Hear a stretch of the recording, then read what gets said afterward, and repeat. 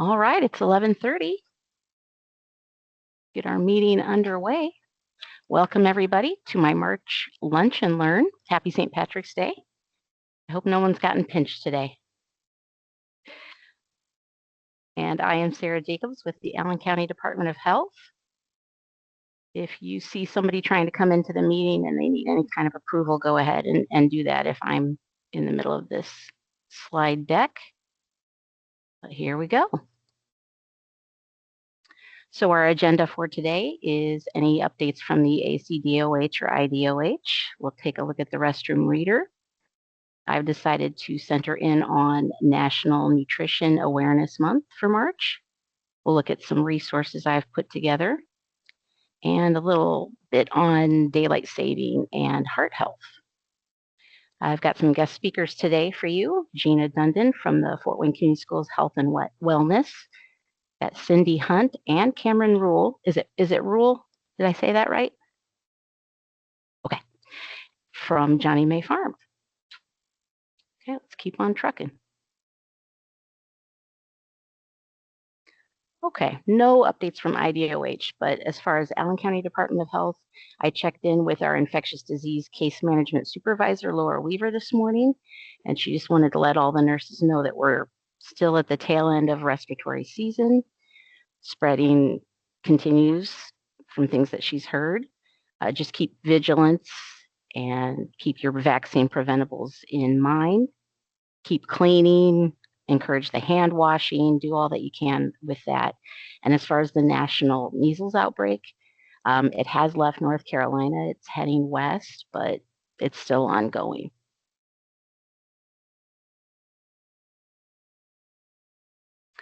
All right, we are still going through website compliance right now, so I can't put this PDF of my restroom reader up. I'll just email it to everybody anyway, but if you do use them and you want to let me know, that'd be great. Okay, moving on to ideas behind National Nutrition Month.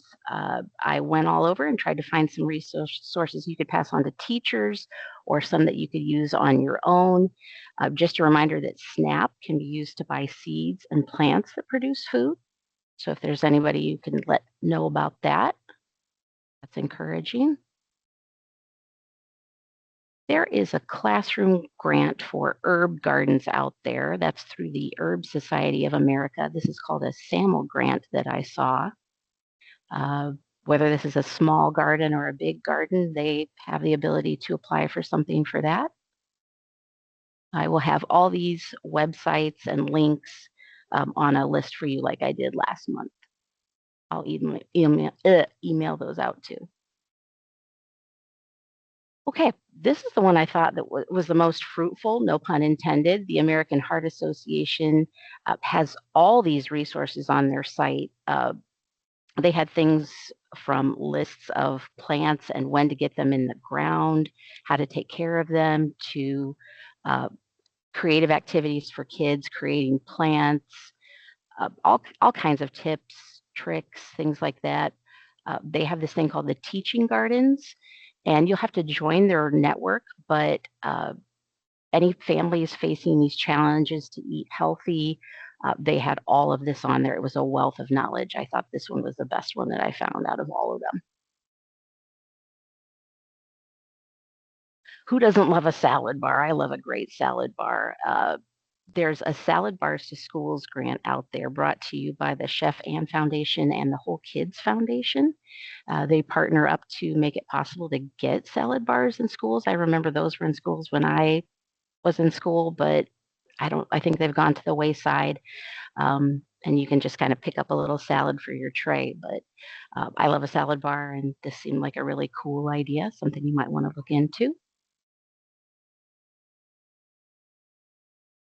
Something else I found was this group called Seed Money, and they help people all over the world. You can get a grant for your home, school, a community garden. And what they do is they give you these crowdfunding tools to help you, have people wherever they are participate in giving you funds for your project. The only thing is you have to first go to their site and get on an email list. And I'm on there right now, so it's an easy step for them to be able to send you any kind of information. And good old container gardening, even if somebody just has a little balcony on their apartment building, anything like that, getting hold of pots and some soil and keeping it watered. If you don't have an actual garden, this is a great way to just have some plants that might grow you some tomatoes or peppers, things like that. And this is brought to you by the USDA. A lot of tips and tricks there too that you can look into on their site. All right. So I know this just happened about a week ago, but daylight saving actually has a tie to heart health. Um, they are noticing out there that there are some heart attacks and strokes that are happening in that week right after daylight saving time. It's an interesting correlation. Um, and of course, March is also National Sleep Awareness Month. So this is tied together. Something that they said there, the Journal of the American Heart Association said that variations in sleep duration during the week were tied to hardened arteries, atherosclerosis. They said that any sort of variation of more than 2 hours a night within the same week were tied to this happening. And I know that we probably think of that happening in adults more often than children, but we know that a third of the children in the United States aren't getting enough sleep. And honestly, I've been around to a lot of the schools. I think it might be more than a third of the children. Even the Amish schools, some of those kids are telling me they're not getting as much sleep as they need. I have a link there to this article, but it's also in the web or the Word document that I'll send to everybody. The Journal of Hypertension also says irregular sleep patterns contributed to elevated blood pressure in teens who had excess belly weight. So, yeah, I don't think even adults are getting as much sleep as they need. These are things to pay attention to. Get enough sleep. All right, like I said, this will be a list that I send out to everybody for all those websites. And we're going to move on to I've got 3 guest speakers today, so we're going to be moving on to them. For National Nutrition Month, I've got Gina, Cindy, and Cameron, I think, here. I'll be able to stop sharing my screen and you all will be able to do your thing. So thank you for being here today. Stop doing that. And we're going to start with Gina. Good morning. Let's see. Let me share mine. So I am Gina Dundon. I am the wellness coordinator from Fort Wayne Community Schools. And one of the programs that I have kind of developed over the last few years is called Cooking in the Classroom. We started this program because we found out many middle schoolers did not understand that concept of nutrition, especially when it came to healthy foods, kitchen safety, those kind of things. Originally, because we have 2,000 middle schoolers that are 7th grade, we thought we would do this as an after-school program. That design quickly morphed into let's do it for everyone. And this year, we have guaranteed experiences for certain grades, and this is now a guaranteed experience for our 7th graders. So it's kind of morphed from just a few to absolutely all of our 7th graders. So it's been extremely fun to do, but also hard because when you implement it, we have to figure out how, right? Our 7th graders are starting to be home alone. They're babysitting. They have younger siblings. Some of them are instructed to cook for the family. So they take it upon themselves, and we just wanted to make sure that they had those pieces that they need. We chose our science mostly because they had the space. They have the big working tables, excuse me, and they also had sinks. Might not be hot water, but they had sinks. So we were able to utilize that space. We have a huge supply list. We solved the cold water by getting kettles so the teachers warm up water and then they can put those in the bins for the dishes for hot and water and soapy water. Everything that they need comes to them from me. So I send these supplies out in totes. And then I repackage the totes. So, like the paper towels, the forks, the cups, those kind of things. I make sure that we have enough of those for the district. And then I repackage those and send them out. So, I don't rely just on myself. I have others that help our warehouse, our nutrition services. There's so many people inside the district, let alone outside the district. So we have had help through the years. St. Joseph Community Health Foundation is the one that started our program to help us in the first place. So they gave us the grant money the first year to buy the equipment, the totes to figure out the process. And then they have continued to support us by giving us many grants to pay for the food that we need. MHS has been a partner, especially this year. They assisted with the paper products as well as some of the food if need be. Macmillan Health, we are contracted with them. They come in and do 2 days of teaching. So they come in and do My Body Blueprint, which talks about nutrition, how to read a label, those kind of things. And then they come back on the following Monday and they perform cooking with confidence, which teaches kids knife safety, how to measure properly, liquids, solids, flour, those kind of things. So Macmillan Health is huge in my planning. I use Pontiac Street Market to purchase all my food items, which is very nice because I send them a weekly list of everything I need.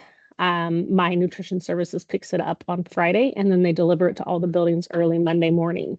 So that cut out how are we ordering the food, who's ordering the food, which was a big issue in the beginning was because our services don't always have, the pumpkin pie or the pumpkin spice that we use.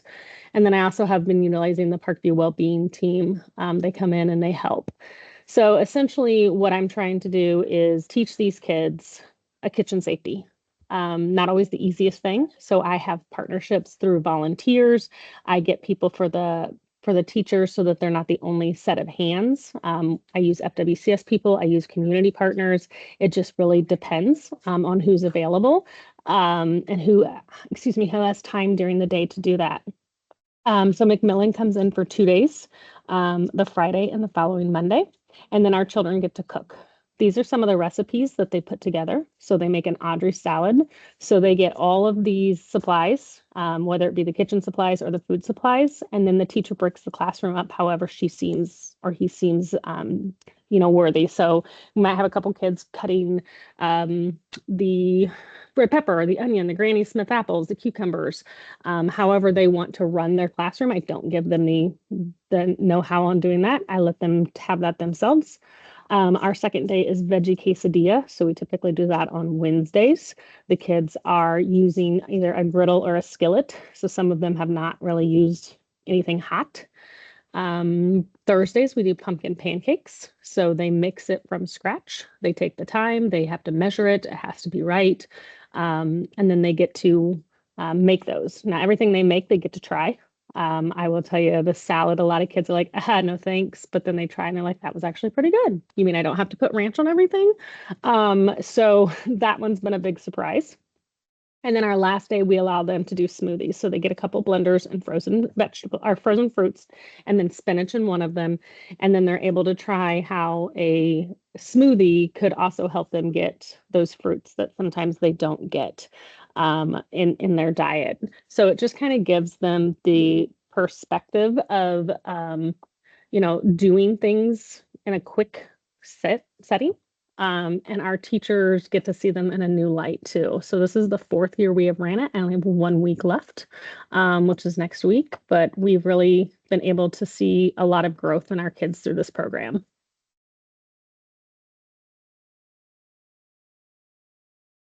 Thank you, Gina. I want to make sure I say that I helped with this last month for a couple of days at Portage Middle School, and I had a great time.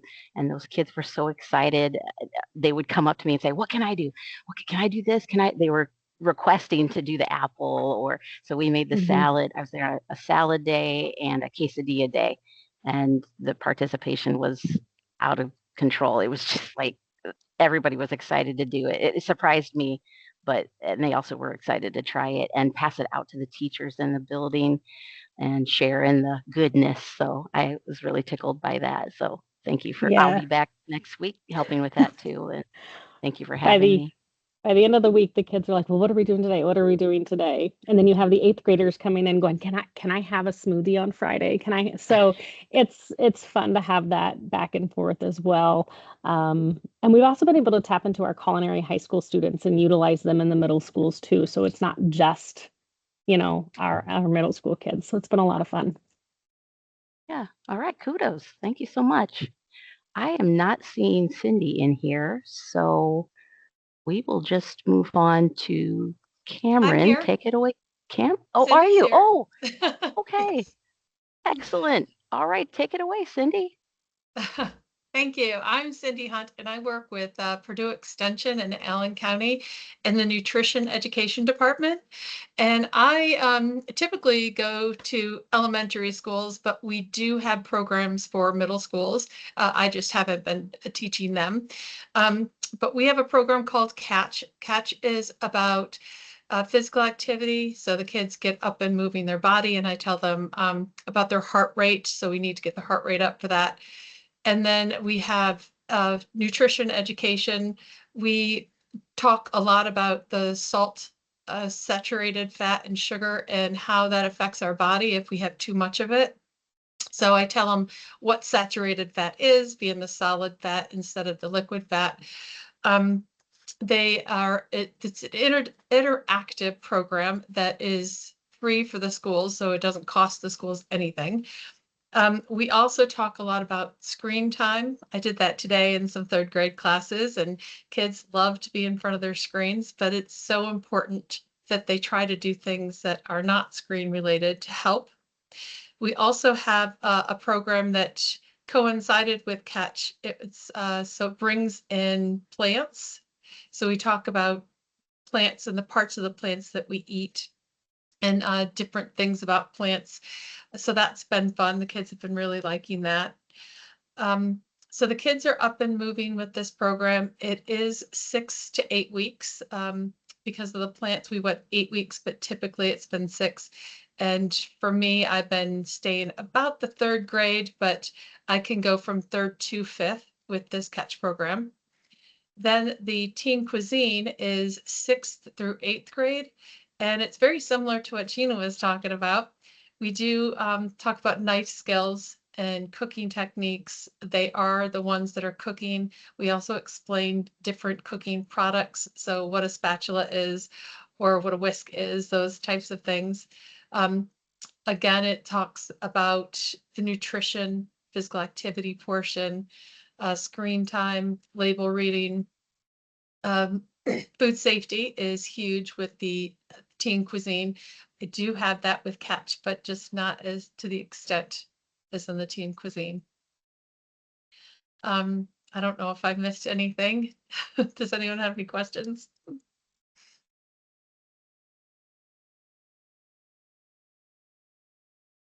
No? Well, thank you so much. Thank you, Cindy. I'm sorry I didn't see you before. All right. We will move on to Cameron. Hello, can everyone hear me? Good. Okay. My Bluetooth sometimes doesn't work.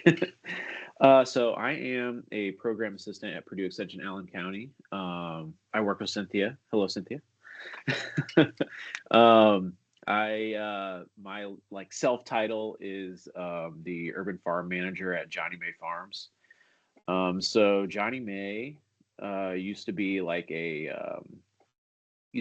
firehouse on the southeast side of Fort Wayne, and I think it was probably the late 60s when they stopped using it as a firehouse just because they couldn't get their engines in the door anymore. Even though the front door is very big, that stuff has gotten a lot bigger as technology has gotten better. So it kind of turned into like a neighborhood code, like a place to teach homeowners about fires, businesses about fires and code. And it was kind of that way, maybe I'd say for like 10 years. And then it went, it kind of got abandoned a little bit and used for like sandbags after like the floods of the late 70s and like the big snowstorms, and just like stacked to the ceiling with sandbags. And so this place was kind of not used in its best way back then. And it kind of still sat a little empty until the like early 90s when when Miss Johnny May came around and she started using it as like a learning kitchen, along with like a place to drop off like fresh food and a lot of freezer space. So a lot of donations she did too. So I think she passed away the like 2000 or 2001. So it was about, I'd say 30 years ago to 25 years ago where she kind of did her last um, programs here.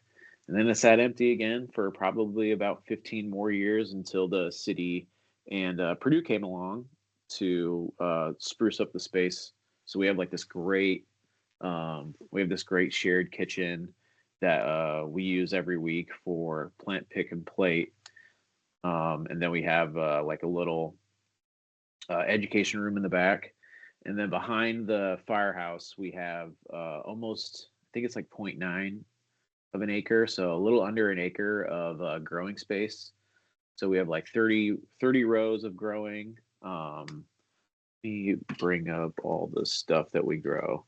And then we also have like this really nice hoop house and really good like irrigation, so that I'm the only one out here taking care of this stuff. So it makes it a lot easier for me to, put together programs, put people on calendars, take care of the space, and then also garden and farm out back. So we have garlic, cherry tomatoes, slicer tomatoes, bell peppers, jalapenos, cocktail tomatoes, collards, kale, cucumber, rhubarb, Swiss chard, turnip greens, radishes, onions, peas, mustards, tomatillos, zucchini, beets, carrots, beans, okra, squash, strawberries, and walking onions. Also, if anyone has any questions, please interrupt me. um, so we have just a bunch of stuff that we sell on our Friday markets. So the first Friday of June, all the way to like, I'd say the last Friday of October, we have a Friday farmers market here at the firehouse at Johnny May Farms. It's our own like little farmers market, and that's where we sell all this stuff at. So it's Fridays from 2 to 6, first Friday of June to the last Friday of October. So I think that's like 20 or 21 weeks. And pretty much everything's $1. And then whatever's left over at the end of the week, I donate to several organizations here in town. But it's like tomatoes $1 a pound, cucumbers $1 a pound, kale $1 a pound, collards. There's a few things that I put up a little more, like it'll be like garlic, and I think like mustards and what else? Turnip greens, they'll be like a little bit more expensive, but not like they are in the grocery store. So I mean, the reason why we're so cheap is also because it's just a way to promote eating healthy in a neighborhood that used to not have a grocery store for like 3 miles in a radius. Now that we have Pontiac Street Market, we can kind of collaborate with them a little bit more, and it makes it a lot easier. That's kind of also where our Plant Pick Plate program came from. So 2 Tuesdays a month, we'll do Purdue Extension. We'll teach how to grow your food, and then the Dream Center will teach how to cook your food. So same thing, Cynthia and Gina were saying. They'll teach you how to like use knives and blenders and all of the basic kitchen stuff. But they'll also teach you how to cook the food that you grew. So every time the Dream Center comes and teaches, I also give them a little bit of the food that I grow out back, so that they can use it and see that like, hey, this didn't make it to the grocery store. This was right in our backyard, and anyone can do this with just a little bit of resources. So right now I'm doing seed starting. So I have probably 1,500 starts right now in the back room, growing. And I just got done with a bunch of backup stuff like jalapenos and peppers, and I'll probably do some more tomatoes today. I have maybe just like 500 starts alone in collards. Um, so yeah, that's a little bit of what we do at Johnny May. And if you have any questions, yeah.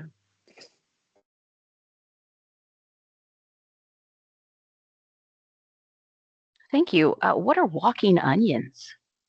So what the real name for them is Egyptian onions. So they it's like one bulb, and then you plant that bulb in the ground, and then it's like at the end of summer it'll grow another bulb at the top of the onion stem, it looks like a green onion, but then the top of it will grow a bulb, and then it will literally walk. If you don't pick it and you just let it grow, it'll literally bend over and replant itself in the soil. And so these onions will keep walking over time. And some people describe them as evasive, just because, like, if you just let them go, if you plant one and let them go for 5 years, they will take over your yard, which I kind of see it as a good thing because I've planted them in my raised beds at home. And as long as I don't pick all of them, I will always have onions and I'll never have to replant them. So when I tell people to get started in something, that's one of the things I tell them, but I try and be like, don't let it get out of hand because it'll take over. But it's, you'll always have onions. You'll never not have them. So. All right. My chives are kind of like that. No matter what I do, they just keep coming back. So Yeah, that makes sense. that's a lot of like our modern lawns here in like the city. Like in older neighborhoods, you'll have just like wild chives growing everywhere. I have them everywhere in my lawn, and it's kind of cool. Like I won't cut them down just because sometimes I can use them, and if you know what to use them for, they're welcomed in my yard. So. All right. Any other questions for Cameron?